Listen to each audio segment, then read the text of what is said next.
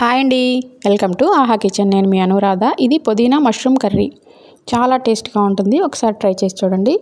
దీనికోసం ముందుగా ప్యాన్లో ఆయిల్ వేసుకొని షాజీరా వేసుకొని కొంచెం తర్వాత తగినన్ని ఉల్లిపాయలు కట్ చేసుకొని ఈ ఉల్లిపాయలని చక్కగా మంచి కలర్ వచ్చే వరకు వేపుకోండి. ఈలోపు మనం మష్రూమ్స్ని చక్కగా ఇలా చిన్న చిన్నగా ముక్కలు కట్ చేసుకోండి. ఇలా నిలువుగా కట్ చేసుకున్నారంటే మష్రూమ్ని కూర చాలా టేస్ట్గా ఉంటుంది, బాగుంటుంది. ఇప్పుడు పుదీనా, అల్లము, వెల్లుల్లి, టమాటో తీసుకోండి.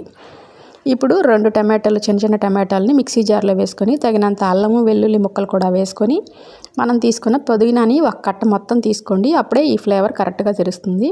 ఇంక ఇప్పుడు నీళ్ళు ఏమీ వేయకుండానే ఇదంతటి ఇలా మెత్తగా పేస్ట్ చేసుకోండి.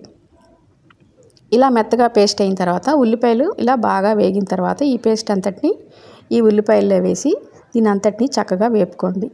ఇది పుదీనా ఫ్లేవర్తో చాలా రుచిగా ఉండే ఈ మష్రూమ్ కర్రీ ఒక్కసారి చేసి చూసారంటే మీరు మళ్ళీ కావాలంటారు. ఇప్పుడు ఇలా ఈ పుదీనా అంతా బాగా వేగిన తర్వాత ఇదిగో ఇలా వేగిపోవాలి. ఇలా వేగిన తర్వాత తగినంత కారం, కొంచెం 1 స్పూను ధనియాలు, జీలకర్ర పొడి, 1/2 స్పూను గరం మసాలా, 1/2 స్పూన్ చాలు. ఇది 1 బాక్స్ మష్రూమ్ కోసం 1/2 స్పూన్ గరం మసాలా సరిపోతుంది. దీని అంతటిని కూడా ఇలా బాగా కలుపుకొని ఇప్పుడు మనం కట్ చేసుకుని రెడీగా ఉంచుకొని ఈ మష్రూమ్ ముక్కలన్నింటినీ వేసుకోండి. మష్రూమ్లో నుంచి నీరు వస్తుంది కాబట్టి మనం నీరు వేయకుండా నేను దగ్గరికి చేసుకుంటున్నాను.